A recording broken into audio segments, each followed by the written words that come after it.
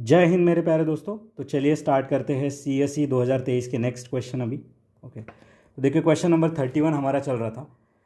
In essence what does due process of law means. ठीक है, अब देखिए ड्यू प्रोसेस ऑफ लॉ किसे कहते हैं। यहाँ पे पॉलिटी के क्वेश्चन हमारे स्टार्ट हो चुके हैं। ठीक है, अब यहाँ पे देखिए, तो देखिए दोस्तों, ये जो ड्यू प्रोसेस ऑफ लॉ ये कंसेप्ट है, ये USA के कॉन्स्टिट्यूशन से हमने लिया है।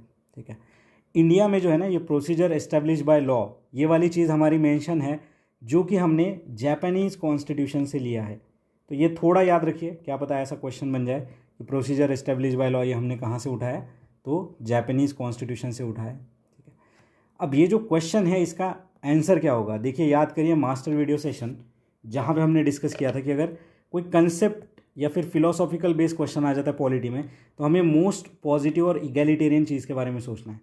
देखिए यहाँ पे ड्यू प्रोसेस ऑफ लॉ की बात करें, ड्यू प्रोसेस मतलब यहाँ पे ड्यू डिलीजेंस, यहाँ पे जो भी टेस्ट है हमारे वो फेयर इम्पार्शियल तरीके से यहाँ पे काम करना चाहिए। ठीक है, यहाँ पे जो डिग्निटी ये सारी चीज़ें जो है इनको यहाँ पे जो है अपहेल्ड हमें करना पड़ेगा। तो ड्यू प्रोसेस ऑफ लॉ मतलब क्या। अब देखिए यहाँ पे हमने मेनका गांधी केस पढ़ा होगा, जब हमने लक्ष्मीकांत पढ़ा था तो वहाँ पे मेनका गांधी केस के बारे में हमने देखा था, जिसमें प्रिंसिपल ऑफ नेचुरल जस्टिस की बात करी थी सुप्रीम कोर्ट के द्वारा। अब प्रिंसिपल ऑफ नेचुरल जस्टिस क्या होता है, तो ये फ्री फ्रॉम एनी आर्बिट्ररीनेस और एनी इररेशनलिटी। ठीक है, तो ये मैं आपको कंसेप्ट समझा रहा हूँ। तो यहाँ पे अगर मोस्ट पॉजिटिव देखेंगे ना, फेयर एप्लीकेशन ऑफ लॉ। ठीक है, फेयर एप्लीकेशन है बट उतना ज़्यादा इगैलिटेरियन या फिर पॉजिटिव नहीं है। प्रोसीजर एस्टेब्लिश बाय लॉ, ये तो हमारा एक स्टेटमेंट ही है। अब due process and procedure establish by law ये अलग अलग है। इक्वलिटी बिफोर लॉ और प्रिंसिपल ऑफ नेचुरल जस्टिस, इन चारों में आप देखिए कंपेयर करिए कि कौन सा आपको सबसे ज़्यादा सही लग रहा है। तो यहाँ पे आंसर है दोस्तों हमारा A, principle of natural justice. ये जो है इसेंस है इसका due process of law. The due process of law means the principle of natural justice need to be followed. तो यहाँ पे आंसर आ गया हमारा ए। ऐसे ही देखिए लिबर्टी के ऊपर एक क्वेश्चन आया था 2019 के प्री में, सोशल कैपिटल क्या होता है, ऐसा एक क्वेश्चन आया था।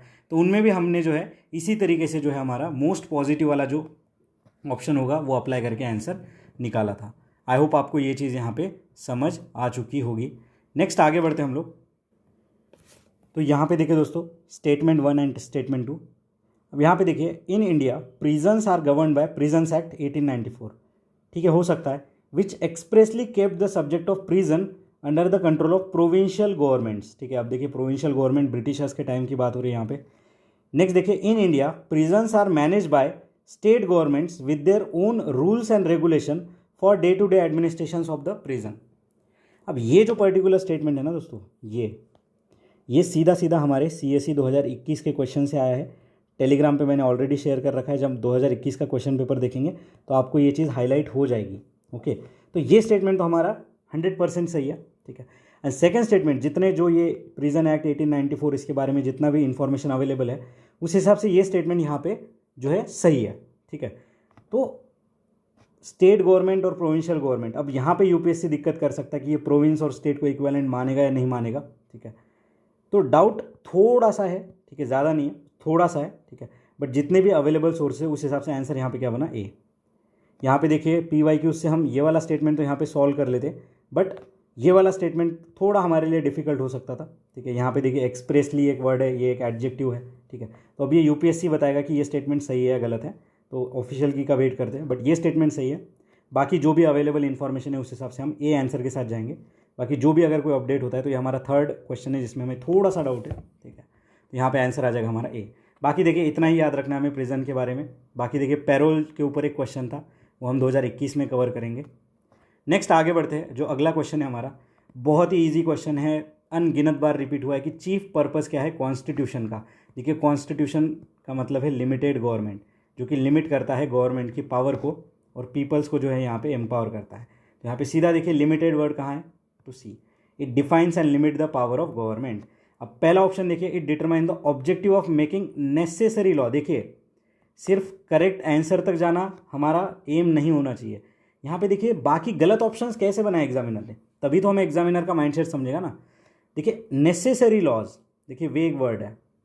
It enable the creation of political offices and government, ये क्या अलग ही बात कर रहे हैं यहाँ पे।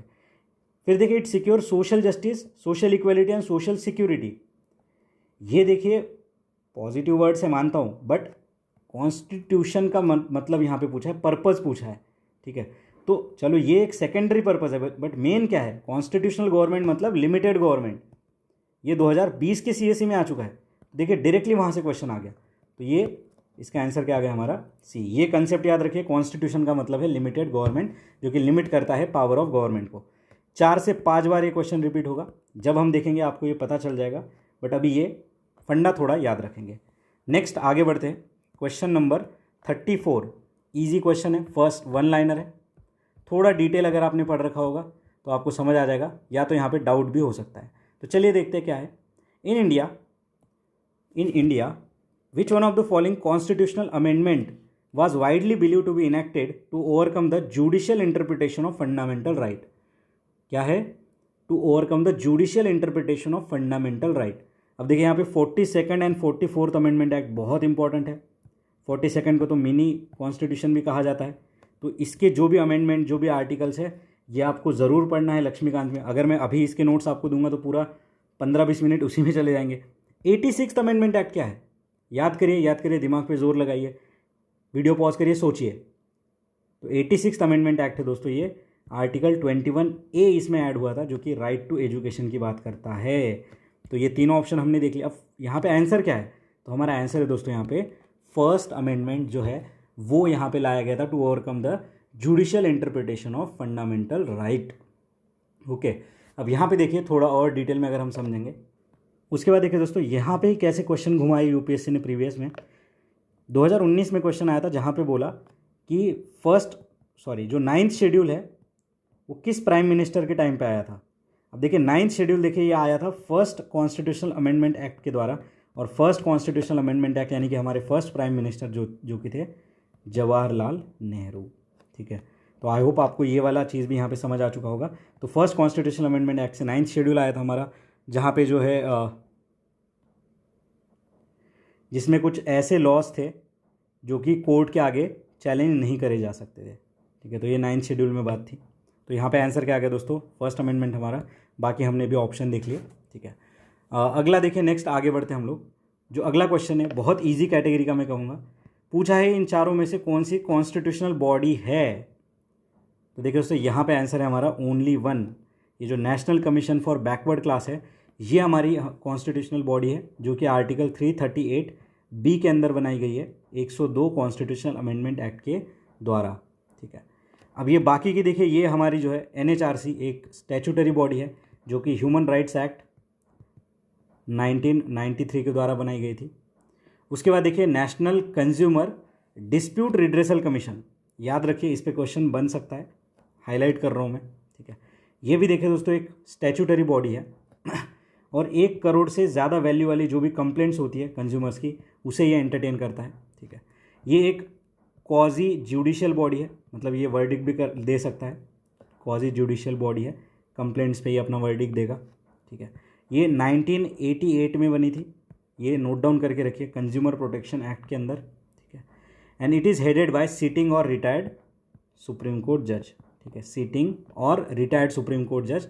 और यहाँ पे देखिए goods and service both are covered, goods and service both are covered. तो ये एक्स्ट्रा इन्फॉर्मेशन आप याद रखिए, क्योंकि ये वाली बॉडी जो है हमारे बुक्स में कवर्ड है नहीं, ये बुक्स में कवर्ड नहीं है, इसीलिए मैं इतना डिटेल में इसको बता रहा हूँ। तो रिटायर्ड सुप्रीम कोर्ट जज या फिर जो सिटिंग सुप्रीम कोर्ट जज है, इसका हेड होगा। 1988 में बना था कंज्यूमर प्रोटेक्शन एक्ट के द्वारा, स्टैट्यूटरी बॉडी है, क्वाजी जुडिशरी फंक्शन है इसके, 1 करोड़ वैल्यू से ऊपर वाली कंप्लेंट्स लेता है, and goods and service both covered है। ये 5 पॉइंट हम यहाँ पे याद रखेंगे। नेक्स्ट देखिए यहाँ पे जो अगला ऑप्शन है national law commission. National law commission question बन सकता है ना, तो थोड़ा इसके बारे में भी लिख लीजिए। ये जो नेशनल लॉ कमीशन है, ये स्टैट्यूटरी बॉडी भी नहीं है और कॉन्स्टिट्यूशनल बॉडी भी नहीं है। ये देखिए दोस्तों एक एग्जीक्यूटिव बॉडी है, एग्जीक्यूटिव बॉडी है, ठीक है। ये सजेस्ट करती है लीगल रिफॉर्म। किसे लीगल रिफॉर्म सजेस्ट करेगी? गवर्नमेंट्स को ऑब्वियसली। ये देखिए वर्क करती है ministry of law and justice के अंदर। और ये बनाई कब गई थी? ये चार्टर एक्ट जो आया था हमारा 1833, किसके टाइम पे? मैक्यूले के टाइम पे, तब ये बनाया गया था। याद रखिए बहुत इंपॉर्टेंट है। नेशनल NHRC हम लक्ष्मीकांत में पढ़ लेते हैं, लॉ कमीशन हम उतना नहीं पढ़ पाते क्योंकि इस चीज़ के बारे में वहाँ पे इन्फॉर्मेशन नहीं है, ठीक है।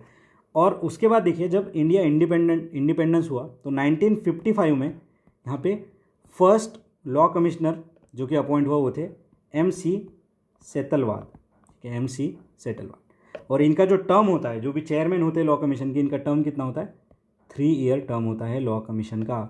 जो लॉ कमीशन का टर्म होता है, हम पढ़ते हैं ना कि ये वाला law commission, 100th law commission, ये जो भी होता है, ठीक है, ये क्या है, 3 ईयर टर्म है इसका। तो याद क्या क्या रखेंगे, it is not a statutory body और constitutional body, it is a executive body, ministry of law and justice के अंदर आता है। चार्टर एक्ट 1833 से इसका ओरिजिन हुआ था मैक्यूले के अंडर, ठीक है। और 1955 में फर्स्ट इंडियन जो कि MC सेतलवाद, इंडिपेंडेंस के बाद। और हर 3 साल का इसका टेन्योर है, इसे 5 साल कर देंगे 3 साल को तो ये चेंज हो जाएगा, ठीक है, मतलब गलत हो जाएगा। आई होप इतनी इन्फॉर्मेशन काफ़ी है इस क्वेश्चन के बारे में। नेक्स्ट आगे बढ़ते हैं हम लोग। 3 स्टेटमेंट है हमारे यहाँ पे, इलेक्शन ऑफ प्रेसिडेंट से रिलेटेड है, ओके। अब यहाँ पे थर्ड से पढ़ते हैं, देखिए बड़ा क्वेश्चन है, थर्ड से पढ़ना चालू करते हैं। When a bill is presented to the president of India, ठीक है, the constitution prescribe time limit within which he has to declare his or her ascent. अगर आपने लक्ष्मीकांत पार्लियामेंट वाला चैप्टर अच्छे से पढ़ रखा है तो ऐसी कोई भी टाइम लिमिट नहीं दी गई है दोस्तों, नो टाइम लिमिट। इसी सेम लाइन पे 2020 के CSE में भी क्वेश्चन आया था, जहाँ पे बोला गया था कि पार्लियामेंट के जो ड्यूरेशन है ऑफ सिटिंग ये फिक्स है, इस तरीके का एक क्वेश्चन आया था। या फिर कुछ 120 डेज है ऐसा कुछ तो भी बोला गया था वहाँ पे कि इतने दिन तो आपको बैठना ही बैठना है। देखिए दोस्तों, ऐसी कोई भी टाइम लाइन जो है यहाँ पे फिक्स नहीं है, ठीक है। ना यहाँ पे है कि कितने दिन तक पार्लियामेंट में जो है सेशंस होंगे, ना तो यहाँ पे है कि प्रेसिडेंट ऑफ इंडिया कितने दिन में यहाँ पे जो है बिल है उसे पास कराएंगे, ठीक है। तो यहाँ पे क्या है, नो टाइम लिमिट, तो ये स्टेटमेंट हमारा गलत हो गया। सेकंड देखते हैं, election for the post of president of India can be postpone on the ground that some legislative assembly have been dissolved and the election are at to take place. यहाँ पे देखिए दोस्तों, सीधा सीधा ये लक्ष्मीकांत में एज इट इज़ ये चीज़ mention है कि अगर कोई MLA या फिर लेजिस्लेटिव असेंबली यहाँ पे अगर है नहीं तो ये कोई यहाँ पे जो है ग्राउंड नहीं बनेगा कि प्रेसिडेंट ऑफ इंडिया का जो इलेक्शन है यहाँ पे आगे चला जाएगा। ये डायरेक्ट लक्ष्मीकांत में मेंशन है, तो ये हमारा गलत हो गया। ये जान लीजिए, ये कंसेप्ट्स को आप जान लीजिए। अगर आपने लक्ष्मीकांत पढ़ते हुए इन्हें मिस कर दिया है तो UPSC ने क्वेश्चन बना के हमें और ज़्यादा अवेयर कर दिया, ठीक है। तो ये भी गलत है हमारा।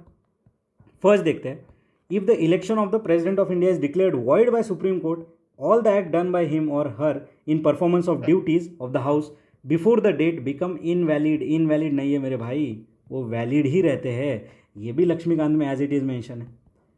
अब यहाँ पे मैं आपको वो जाके लक्ष्मीकांत का वो पेज खोल के भी दिखा सकता हूँ, बट वीडियो और लंबी बन जाएगी, ठीक है। तो ये सारी चीज़ें बेसिक्स में कवर्ड है लक्ष्मीकांत में। जब आप प्रेसिडेंट वाला टॉपिक पढ़ोगे तब ये सारी चीज़ें आपको वहाँ पे मिल जाएगा, ठीक है। तो यहाँ पे देखिए और क्वेश्चन क्या बन सकता है कि जो प्रेसिडेंट ऑफ इंडिया का इलेक्शन है वो वॉइड कौन डिक्लेयर कर सकता है, सुप्रीम कोर्ट ही कर सकता है। ये भी क्वेश्चन पहले CDS CAPF में बहुत बार आ चुके हैं। तो ऐसा क्वेश्चन भी बन सकता है कि किसके पास पावर है प्रेसिडेंट ऑफ इंडिया के इलेक्शन को वॉइड डिक्लेयर करने की, तो सुप्रीम कोर्ट के पास, हाई कोर्ट के पास नहीं है, ठीक है। और ये वैलिड नहीं, इनवैलिड नहीं होता है, वैलिड होता है जो भी एक्ट उन्होंने करे हैं, ठीक है। पोस्टपोन यहाँ पे नहीं होगा। और थर्ड क्या है, टाइम लिमिट भी यहाँ पे मेंशन नहीं। तो आंसर क्या आ गया मेरे भाई, आंसर आ गया यहाँ पे, आंसर आ गया D, none is the answer. तो बहुत कुछ यहाँ से सीखने को मिला और पता भी चला कि किस डेप्थ में यहाँ पे पॉलिटी के क्वेश्चन पूछे भी जा रहे हैं। क्या ऐसा ट्रेंड 24 में भी फॉलो हो सकता है, तो हो सकता है। तो हमें इस लेवल पे जो है पॉलिटी लक्ष्मीकांत को अच्छे से पढ़ना है। आगे देखते हैं next 37, finance bill and money bill. जो कंसेप्ट सबको कंफ्यूज करता है कि फाइनेंस बिल 1 क्या है, फाइनेंस बिल 2 क्या है, ठीक है। अब मनी बिल ईजी है, समझ में आ जाता है। अब देखिए 3 स्टेटमेंट है, थर्ड से पढ़ते हैं जैसा कि मैंने आपको बताया। देखिए यहाँ पे वही हमारा 1 पेयर 2 पेयर वाला है। In case of disagreement between Lok Sabha and Rajya Sabha, ठीक है, क्या कह रहा है, in case of disagreement between Lok Sabha and Rajya Sabha there is no joint sitting for money bill but joint sitting become necessary for finance bill, ठीक है। ये क्या कह रहा है कि joint sitting become necessary for finance bill. तो ये वर्ड देखिए, हर साल ऐसे कुछ ना कुछ वर्ड्स होते हैं जो कि बहुत सारे ऑप्शंस में रिपीट हो जाते हैं। देखिए ये नेसेसरी वर्ड, उसके बाद ये देखिए नेसेसरी वर्ड। तो ये कुछ हिंट्स होती है जो कि एग्जामिनर देता है, और ये बर्ड आई व्यू से आपको मैं बताऊंगा हर पेपर में। तो क्या ये बहुत ज़्यादा नेसेसरी है? नहीं, ऐसा नेसेसरी वाला तो कोई क्लॉज नहीं है। चलो ठीक है, मनी बिल के लिए तो जॉइंट सिटिंग नहीं होती, बट फाइनेंस बिल के लिए नेसेसरी है ना, ऐसा नहीं होगा। हो सकता है बट नेसेसरी नहीं है। सेकंड देखते हैं, when a Lok Sabha transmit money bill to the Rajya Sabha it cannot amend और reject the bill, it can only make recommendation. भाई PYQ में बहुत बार रिपीट हुआ है। और राज्यसभा कितने दिन तक रख सकते हैं मनी बिल को? 14 डेज तक। ये भी हमें पता होना चाहिए, ये भी क्वेश्चन में आ चुका है। तो यहाँ पे कैनॉट अमेंड और reject the bill, can only make recommendation. ये तीन जो है ना, अमेंड, रिजेक्ट और रिकमेंडेशन, ये तीनों इंडिविजुअली ऐसे स्टेटमेंट बन के आए थे कि मनी बिल अगर लोकसभा से राज्यसभा के पास जाता है तो क्या ऑप्शन है। ठीक है, तो वो डिस्कस कर सकती है, उसको रिकमेंडेशन ही दे सकती है। ठीक है, अब यहाँ पे आप ये वाला लॉजिक लगाना मत चालू करिए, ओनली, कैनॉट। पॉलिटी में ये सारी चीज़ें उतनी नहीं लगती है, क्योंकि पॉलिटी में ऐसे जो है स्टेटमेंट्स होते हैं हमारे कॉन्स्टिट्यूशन में। ठीक है, तो only make recommendation correct. First देखिए, when the Lok Sabha transmit finance bill to the Rajya Sabha it can amend और रिजेक्ट द बिल। नहीं कर सकता है भाई अमेंड और रिजेक्ट, बस डिस्कस कर सकता है। राज्यसभा के पास मॉनिटरी से रिलेटेड ज़्यादा पावर ही नहीं है, वो बस जो है चीज़ों को डिस्कस कर सकता है। 14 दिन में उसे आगे भेजना पड़ेगा, एक्सेप्ट किया नहीं किया तो भी लोकसभा जो है प्रोसीड कर जाएगी। आई होप ये मनी बिल, फाइनेंस बिल वाला फंडा आपका क्लियर हो चुका होगा। तो यहाँ पे आंसर क्या आएगा हमारा? Only 1 is correct. Question easy था, लक्ष्मीकांत से था, बट थोड़ा यहाँ पे जो है हमारा जो अवेयरनेस है कि कितना अच्छे से हमने पढ़ रखा है लक्ष्मीकांत, ये यहाँ पे चेक हुआ है। आगे बढ़ते हैं। नेक्स्ट अगला क्वेश्चन है हमारा 38 नंबर का क्वेश्चन। ठीक है, यहाँ पे भी देखिए 4 स्टेटमेंट है अच्छे खासे। ठीक है, 4 स्टेटमेंट है अच्छे खासे। अब यहाँ पे भी हमारा सेम लॉजिक 4th से पढ़ना हमें चालू करना है, बट पहले क्या देखते हैं, once the central government notify area as a community reserve. ठीक है, अब कम्युनिटी रिजर्व क्या होता है? तो ये देखिए दोस्तों, एक बफर जोन होता है, buffer zone near protected area. तो अगर ये नेशनल पार्क है और यहाँ पे अगर विलेज है तो इनके पास देखिए कम्युनिटी रिजर्व बना देते हैं फॉरेस्ट वाले। ठीक है, तो इससे क्या होता है, एक बफर जोन बन जाता है इनके बीच में, फॉरेस्ट के बीच में और हैबिटेट के बीच में। ठीक है, अब कम्युनिटी रिजर्व हमने समझ लिया। ये किस एक्ट के अंदर बनता है? शंकर IAS में मेंशन है, ये देखिए वाइल्ड लाइफ प्रोटेक्शन एक्ट 1972 के अंदर बनता है। ठीक है, अभी पढ़ते हैं हम लोग इसमें क्या क्या है। 4th स्टेटमेंट देखिए, तो people of such area are allowed traditional agriculture practice. People of such area are allowed to collect non timber forest produce. Non timber forest produce, देखिए जो नॉन टिम्बर फॉरेस्ट प्रोड्यूस होते हैं उनके लिए यहाँ पे MSP भी अनाउंस करी जाती है गवर्नमेंट के द्वारा, तो ये तो सही है। Hunting is not allowed in such area, सही बात है भाई, प्रो कंजर्वेशन वाली बात हो रही है। तो हंटिंग इज नॉट अलाउड, यहाँ पे हंटिंग कैसे अलाउ कर देंगे? हंटिंग कहीं अलाउ कर ही नहीं सकते लीगली किसी भी इसके अंदर। Chief wild life warden of the state becomes the governing authority of such a forest. अब देखिए यहाँ पे चीफ वाइल्ड लाइफ वार्डन की बात करी गई है और ये जो है गवर्न करता है इन फॉरेस्ट को। ठीक है, अब यहाँ पे अगर हम देखेंगे दोस्तों तो कैच क्या है, क्वेश्चन टफ है नो डाउट। यहाँ पे देखिए 2 स्टेटमेंट तो हम मान लेंगे कि अच्छा ये तो सही है। ठीक है, सेकंड नंबर वाला। अब नॉन टिम्बर फॉरेस्ट प्रोड्यूस, अगर आपने यहाँ पे प्रधानमंत्री वन धन योजना या फिर जो हमारा 2019 के प्री में एक क्वेश्चन, 2018 के प्री में एक क्वेश्चन आया, वो हम वहाँ पे डिस्कस करेंगे। Schedule tribe traditional forest dweller से रिलेटेड जो एक्ट है हमारा, उसमें भी यही चीज़ बोली गई है कि बाम्बू जो है ट्री वो फेल कर सकते हैं या नहीं कर सकते, गिरा सकते हैं नहीं गिरा सकते, नॉन टिम्बर फॉरेस्ट प्रोड्यूस को गिरा सकते हैं या नहीं गिरा सकते, ऐसा स्टेटमेंट आ चुका है। तो उस नॉलेज से अगर हम देखते तो ये भी स्टेटमेंट सही आ जाता। बट ये ट्रेडिशनल एग्रीकल्चर प्रैक्टिस यहाँ अलाउ है या नहीं, इसमें हम जो है कन्फ्यूज़ हो सकते थे। तो यहाँ पे देखिए दोस्तों, ये जो है ना ट्रेडिशनल एग्रीकल्चर प्रैक्टिस यहाँ पे अलाउड नहीं है। ठीक है, और ये जो फर्स्ट स्टेटमेंट है चीफ वाइल्ड लाइफ वार्डन, ये यहाँ पे जो है गवर्निंग अथॉरिटी रहेगा, ये भी सही है। तो यहाँ पे आंसर क्या आ गया हमारा? आंसर आ गया यहाँ पे ओनली 3, तीनों यहाँ पे जो सही है। 4th स्टेटमेंट यहाँ पे गलत है। ठीक है, यहाँ पे कोई लॉजिक हम नहीं लगा पाए। ठीक है, और हर क्वेश्चन में तो लॉजिक नहीं लगेगा, तो ये थोड़ा टफ क्वेश्चन में कहूँगा, बट 2 स्टेटमेंट तक तो हम यहाँ पे पहुँच सकते थे। आगे बढ़ते हैं शेड्यूल एरियाज़ के बारे में। लक्ष्मीकांत पॉलिटी का डायरेक्टली क्वेश्चन है, ईजी कैटेगरी का मैं कहूँगा, बट थोड़ा यहाँ पे वो भी डिटेल, मतलब डीप नॉलेज हमें होना चाहिए पॉलिटी का। अब चलिए हमारा वही जो थीम होता है 3rd से पढ़ते हैं। CM of the concern state are required to submit annual report to the union home ministry on the administration of schedule area of the state. भाई क्या मतलब सस्ते नशे करके ये स्टेटमेंट बनाए। अगर आपने शेड्यूल एरिया जो हमारा 5th और 6th शेड्यूल एरिया वाला अगर आपने पढ़ रखा है तो आपको इतना पता है कि प्रेसिडेंट या फिर गवर्नर इन दो भाई साहबों को ही यहाँ पे पावर होती है कि ये कुछ ना कुछ यहाँ पे जो है काम कर पाए, या तो वो वहाँ पे उसका एरिया कम ज़्यादा कर पाए, वो अलग अलग है, 5th 6th शेड्यूल के लिए अलग है।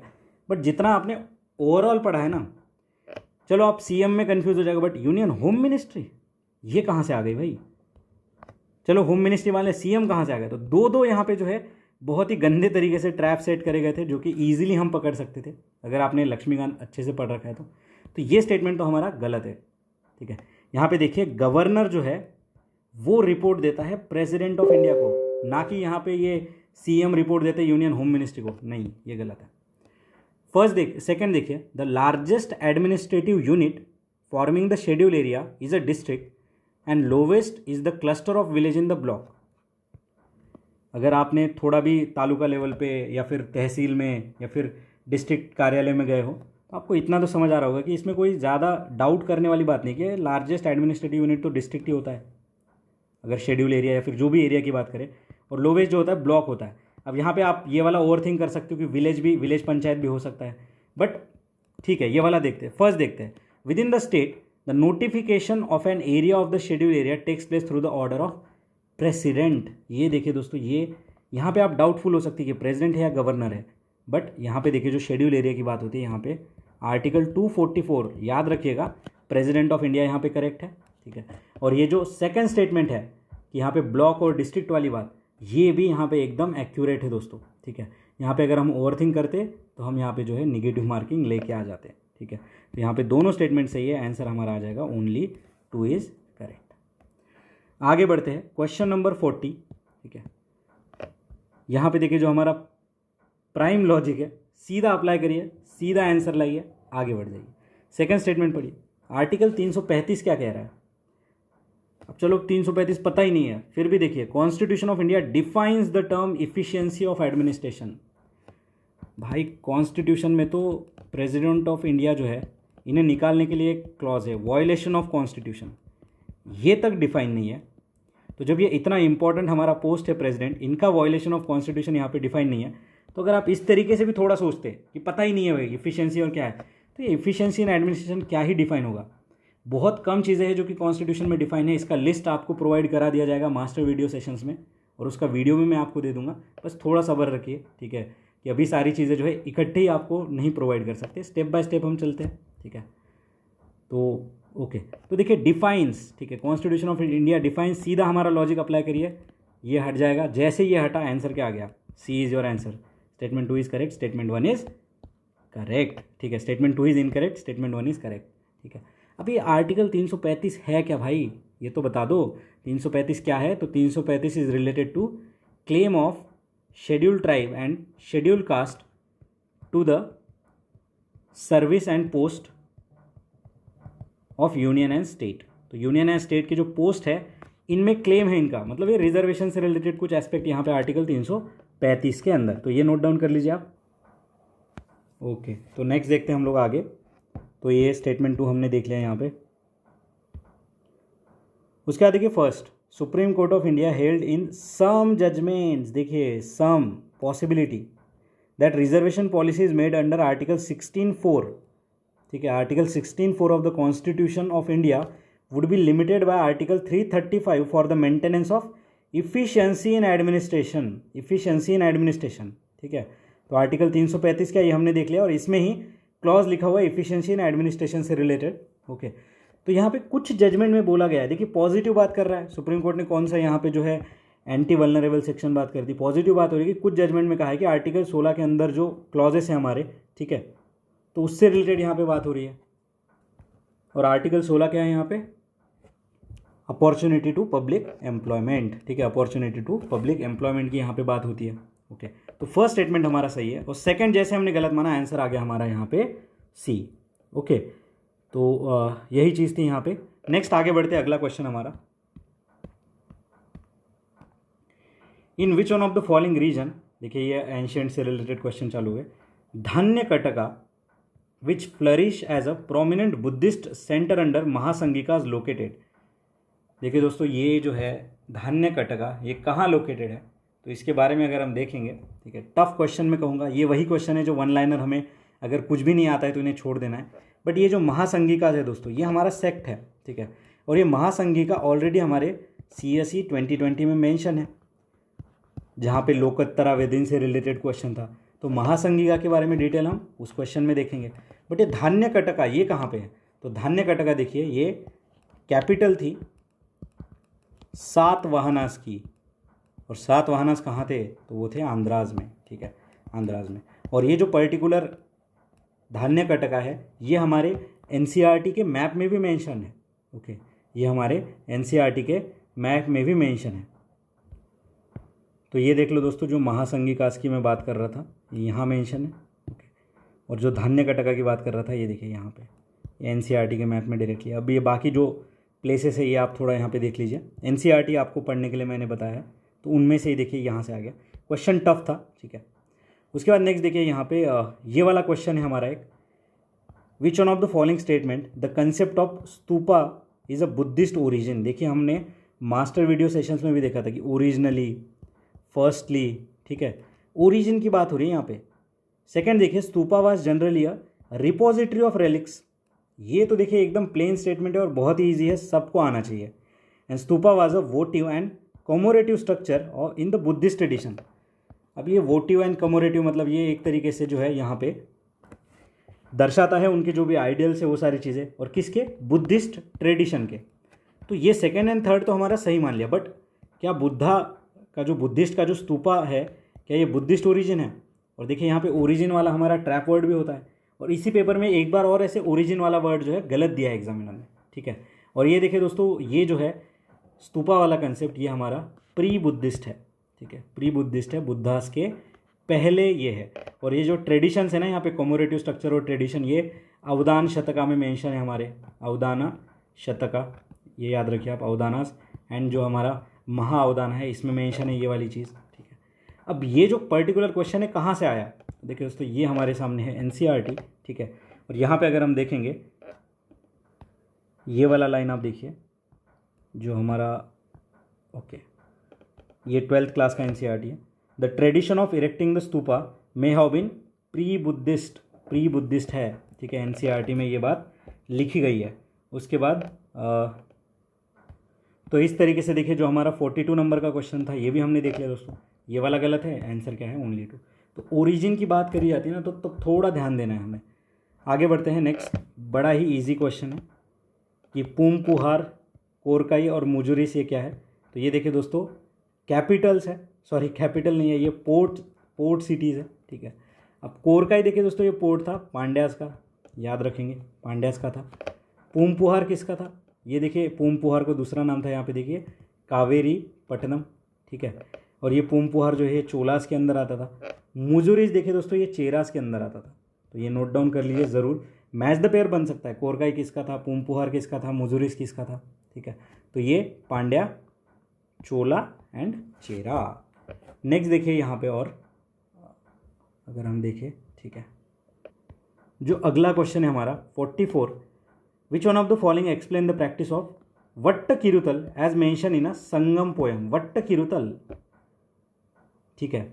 अब ये वट्ट किरुतल क्या कहता है? यहाँ पे देखिए दोस्तों, क्वेश्चन बहुत टफ है, ठीक है। अब यहाँ पे देखिए, जो फर्स्ट स्टेटमेंट है हमारा option, Kings employing woman bodyguard, देखिए इसका जो मेंशन है वो हमारे चंद्रगुप्ता के टाइम पे है, ठीक है। चंद्रगुप्ता के टाइम पे ऐसा होता था कि वुमेन बॉडीगार्ड्स यहाँ पे होती थी, ठीक है। सेकेंड ऑप्शन देखिए, learned person assembling in a royal court to discuss the religious and philosophical matter. ये कहीं तो भी इबादत खाना की तो बात नहीं हो रही है। इबादत खाना याद करिए अकबर का, और इबादत खाना का एक्सप्लेनेशन एक बार क्वेश्चन भी आ चुका है कि इबादत खाना किस लिए यूज़ होता था। तो यहाँ पे लर्नेड पर्सन आते थे और डिस्कस करते थे रिलीजियस एंड फिलोसॉफिकल मैटर्स का।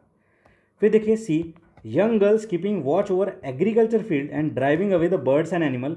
देखिए सबसे पहले जब रियल एग्जाम में ये मैंने क्वेश्चन देखा ना, तो ये सी वाला हटाया था, क्योंकि ये कोई सेंस बना ही नहीं रहा था कि वट्ट किरुतल, संगम पोएम, ठीक है, और ये ऐसा कुछ पूछेंगे, कुछ तो भी बहुत ज़्यादा रिलेवेंस होगा, तभी एग्जामिनर भी क्वेश्चन बनाता है, ठीक है। तो पान की दुकान पे अगर चर्चा कर रहे हैं उनके ऊपर कोई क्वेश्चन नहीं बनाएगा, क्वेश्चन बनेगा तो वर्ल्ड लीडर्स के ऊपर बनेगा। वैसे ये बात हो गई, ठीक है। अब इसके बारे में कुछ ना कुछ वर्ड वहाँ मेंशन होगा, बट हमारे काम का नहीं इतना डिटेल जाना। और यहाँ पे देखिए दोस्तों, वट्ट किरुतल का आंसर क्या है? ये है D, king defeated in a battle committing ritual suicide by starving himself to the death. ठीक है, by starving himself to a death. यहाँ पे आंसर क्या है हमारा डी। अब ये क्वेश्चन, इसका पर्टिकुलर हिंट हमें थोड़ा सा कहाँ मिल जाता है तो मैं अभी आपको दिखाता हूँ। ये देखिए दोस्तों, यहाँ पे ये CSE 2022 का क्वेश्चन है, ठीक है। सी ऑप्शन देखिए, देखिए यहाँ पे संगम पोएम के ऊपर क्वेश्चन आ चुका है। सी ऑप्शन देखिए, Sangam poem has no reference to, देखिए ये नो रेफरेंस, ये तो गलत है। Sangam poem has reference to warrior ethics, warrior ethics. और इसे ध्यान से देखिए, और ये वट्ट की रुतल में ये जो भाई साहब, किंग भाई साहब कर रहे हैं यहाँ पे कमिटिंग सुसाइड, ये भी तो वॉरियर एथिक्स ही है। मैं मानता हूँ कि इतना डिटेल में हम नहीं कर सकते, बट मैं यहाँ पे एक चीज़ आपको यहाँ पे बताना चाह रहा हूँ कि कैसे हिडन हिंट में भी बहुत ज़्यादा हिडन होता है। इतना हम डेसिफर नहीं कर सकते क्योंकि हम एग्जामिनर नहीं है, बट हम थोड़ा यहाँ पे आगे चल के जो है चीज़ों को क्लैरिफाई कर सकते हैं जितना हमारी कैपेसिटी में है, और वही चीज़ मैं आपको यहाँ पे बता रहा हूँ, ठीक है। तो यहाँ पे आंसर है हमारा डी। नेक्स्ट देखिए, आगे बढ़ते हैं। यहाँ पे 4 डिनेस्टीज़ के बारे में है और बोला है कि which one of the following, how many of the about dynasty establish the kingdom in early 8th century AD। Early 8th century AD की बात हो रही है यहाँ पे। तो यहाँ पे देखिए दोस्तों, ये चारों के चारों यहाँ पे जो 8th सेंचुरी AD के आसपास भी नहीं है। यहाँ पे आंसर है हमारा नन। कैसे? तो देखिए ये जो यादवाज है, ठीक है, यादवाज जो है ये अराउंड 900, 800, 900 से लेके 1300 तक थे, ठीक है, 1300 AD तक। और इनकी देवगिरी कैपिटल थी, देवगिरी कैपिटल थी यादवाज की। काकटियाज देखिए ये 12 से 14th सेंचुरी तक थे, ठीक है, काकटियाज। इनके ऊपर क्वेश्चन भी आ चुका है, मोटूपल्ली पोर्ट के ऊपर, इनके मोटूपल्ली पोर्ट के ऊपर, ठीक है, ये देखेंगे हम PYQs में। गढ़वालाज देखिए ये 11 से 13 सेंचुरी तक थे, ठीक है, राजपूत थे ये लोग, और ये कन्नौज रीजन में थे, कन्नौज रीजन, नोट डाउन कर लीजिए ये सारी चीज़ें, ओके। होशालाज जो थे ये 1026 से लेके 1343 तक थे, कर्नाटक वाले रीजन में। गढ़वालाज देखिए ये यूपी एंड बिहार वाले रीजन में थे, इसके आसपास, ठीक है, यूपी और बिहार तक फैला हुआ था। काकटियाज देखिए हमारे साउथ इंडिया में थे। यादवाज देखिए MP, कर्नाटका और जो महाराष्ट्र के थोड़ा सा एरिया था। इतना डिटेल याद नहीं रखना, बट ये टाइमलाइन आप याद रखिए कि ये अराउंड 900 से 1200, 1300 के आसपास थे ये लोग। और पूछा गया हमें 8th सेंचुरी AD, तो मैंने आपको बताया भी था मास्टर वीडियोज़ में कि हमें रफ टाइमलाइन यहाँ पे देखने में, ये नहीं कह रहा कि भाई एग्जैक्ट ईयर याद रखो, उनका बर्थ डेट याद रखो, नो, बट एक रफ टाइमलाइन हमें पता होनी चाहिए, ठीक है। तो देखिए यहाँ पे आंसर है हमारा डी। नेक्स्ट आगे बढ़ते हैं हम लोग। 46 नंबर का क्वेश्चन है, बहुत ही अमेजिंग क्वेश्चन है, एंशिएंट इंडिया का। टफ क्वेश्चन है बट बहुत सारी चीज़ें हमें सीखने को मिलेगी, ठीक है। अब देखिए यहाँ पे अगर ये चारों में बोलूँ तो इसमें से आप कौन सा यहाँ पे जो है पता रख सकते हो। अगर आपने नितिन सिंघानिया और बेसिक अगर PYQ कर रखे होते 23 के प्रीलिम्स के पहले, तो मेरे हिसाब से 2 चीज़ें तो आपको यहाँ पे आ जानी चाहिए थी, ठीक है, कि मिलिंद पानो जो है, मिलिंद पानो, क्वेश्चंस ऑफ मिलिंदा ऐसी बुक है, ठीक है, ये जो है नागार्जुना ने नहीं लिखा है दोस्तों, ये नागसेना ने लिखा है। भले ही स्टार्टिंग में नाग नाग है, लेकिन नागार्जुना और नागसेना अलग है। नागार्जुना ये भाई साहब कौन है? ये देखिए माध्यमिका स्कूल के फाउंडर है, माध्यमिका स्कूल के फाउंडर है, जो कि बुद्धिज़्म से बिलोंग करती है। याद रखेंगे नागार्जुना कौन थे, माध्यमिका स्कूल। ये CAPF 2021 में आ चुके हैं, ठीक है, इनके ऊपर क्वेश्चन आ चुका है। उसके बाद देखिए ये पता चल गया ये तो गलत है भाई। फिर देखिए बिल्हना एंड देवी चंद्रगुप्तम, ठीक है, बिल्हना एंड देवी चंद्रगुप्तम। अब देखिए बिल्हना जो है, इन्होंने विक्रमानक देव चरिता लिखी है, बहुत बड़ा नाम है। विक्रमानक देव चरिता किसने लिखा है? बिल्हना ने। और ये देवी चंद्रगुप्त ये किसने लिखा है? ये लिखा है दोस्तों विशाखा दत्त ने, ठीक है, विशाखा दत्त ने लिखा है, नोट डाउन कर लीजिए, ठीक है। बिल्हना ने क्या लिखा है? ये मैच द पेयर गलत है, तो बिल्हना ने क्या लिखा है? मोस्ट इंपॉर्टेंट विक्रमानक देव चरिता। और देवी चंद्रगुप्त किसने लिखा है? विशाखा दत्त। आगे चल के ये ऐसा भी क्वेश्चन बन सकता है कि Devi Chandragupta is written by whom. और बचे देखिए ये जो 2 नाम हैं यहाँ पे कि हम्मीर महाकाव्य एंड नीतिव काव्य अमृता, ये देखिए नयचंद्र सूरी एंड सोमदेव सूरी, ये यहाँ पे करेक्ट मैच है, ठीक है। इनके ऊपर ना ही हमें PhD करनी है, ना ही यहाँ पे आगे बढ़ना है, ठीक है। बस इतना आप याद रखेंगे कि ये दोनों जो है यहाँ पे करेक्ट है। अगर ये चारों के नाम, ये 5-6 नाम भी याद हो जाना तो बहुत बड़ी अचीवमेंट है। ज़्यादा इसमें डिटेल हम नहीं देखेंगे, ठीक है।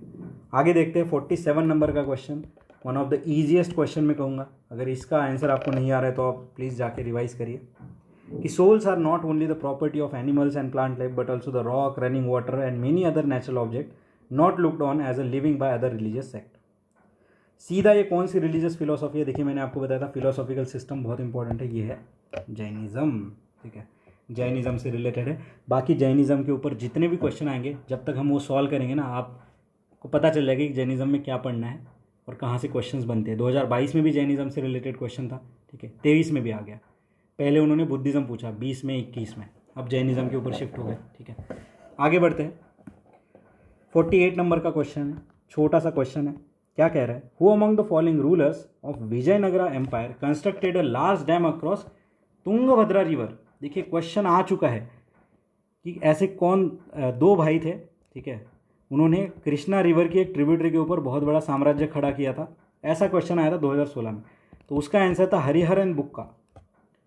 2019 में मैच द पेयर आया था, जहाँ पे हम्पी जो है ये किस रिवर के ऊपर सिचुएटेड है, ऐसा क्वेश्चन था मैच द पेयर में, तो वो था तुंगभद्रा। अब हम्पी क्या है? ये कैपिटल है विजयनगरा की। ठीक है, तो देखिए हम्पी, विजयनगर, तुंगभद्रा, विजयनगर, तुंगभद्रा। डायरेक्ट देखिए क्वेश्चन से क्वेश्चंस कैसे बनते हैं, तो इस तरीके से भी बन जाते हैं। ठीक है, अब देखिए यहाँ पे canal cum aqueduct several kilometre long from the river to the capital city किसने बनाया था?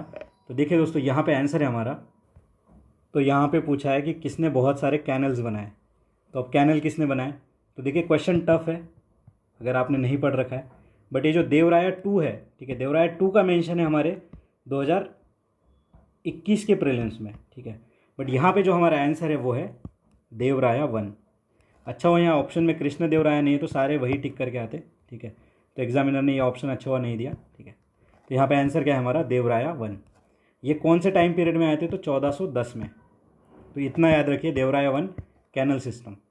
ये लूसेंट में मेंशन है as it is, but Lucent में बहुत सारे फैक्ट है, अगर आपने वहाँ से पढ़ा होता तो आपको ईजिली आ जाता।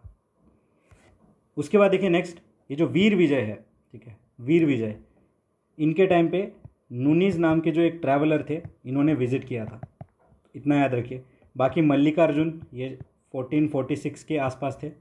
और वीरूपक्षा कौन थे? तो वीरूपक्षा देखिए दोस्तों ये गॉड थे ऑफ विजयनगर किंगडम, तो वीरूपक्षा, ठीक है, वीरूपक्षा इनके नाम पे वो जो है अपना पूरा राज्य चलाते थे। तो वीरूपक्षा एक गॉड थे ऑफ विजयनगर एम्पायर। देवराय 1 हमारा आंसर है, जो कि कैनल वाले थे। विजयनगरा की कैपिटल जो है हम्पी कहाँ पे सिचुएटेड है? तुंगभद्रा के पास। तुंगभद्रा किसे जाके मिलती है? कृष्णा रिवर को। तो इतनी डिटेल्स इस क्वेश्चन से हमें जाननी थी। उसके बाद नेक्स्ट क्वेश्चन है, who among the following rulers of medieval Gujarat surrendered due to the Portuguese. ये क्वेश्चन देखिए दोस्तों डायरेक्टली हमारे स्पेक्ट्रम से सॉल्व हो जाता। जितना आपने फैक्चुअल चीज़ें यहाँ पे रट रखी होती तो सीधा सीधा आप यहाँ पे आंसर जो है वो मार्क कर देते। तो यहाँ पे जो है हमारा आंसर आएगा, ठीक है, ऑप्शन देख लीजिए, अहमद शाह, महमूद बेगारा, बहादुर शाह एंड मोहम्मद शाह। 3 शाह यहाँ पे पहले ही दे दिए इन्होंने। ठीक है, तो यहाँ पे जो हमारा आंसर है डायरेक्टली स्पेक्ट्रम से सॉल्व हो जाता है। यहाँ पे आंसर है बहादुर शाह। ठीक है, तो बहादुर शाह हमारा आंसर है, जिन्होंने सरेंडर किया था ड्यू टू पोर्तुगीज़। अब ये बाकी ऑप्शन हम यहाँ पे देख लेते हैं।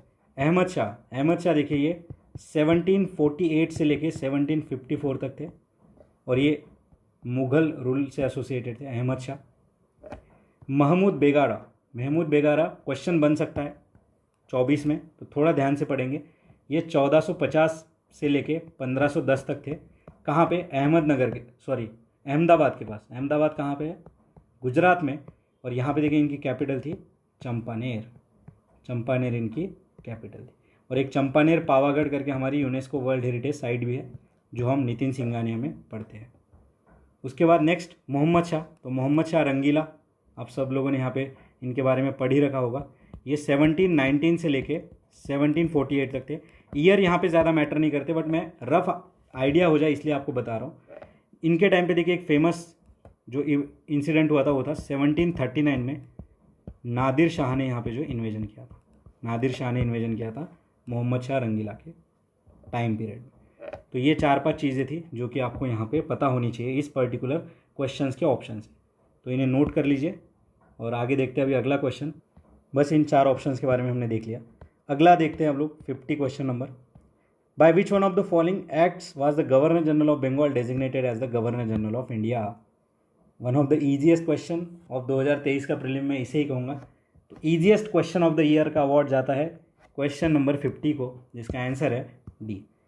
चार्टर एक्ट ऑफ 1833 में यहाँ पे जो डेजिग्नेशन है, ठीक है, गवर्नर जनरल ऑफ बंगाल का, ये चेंज कर दिया था गवर्नर जनरल ऑफ इंडिया में, ठीक है। बाकी देखिए regulating act, Pitt's India act, charter act and charter act of 1833, उसके बाद देखिए जो हमारे काउंसिल ऑफ इंडिया एक्ट जो है, गवर्नमेंट ऑफ इंडिया एक्ट जो आते थे, ये सारे हम जो है स्पेक्ट्रम से यहाँ पे जो है आपको पढ़ना है।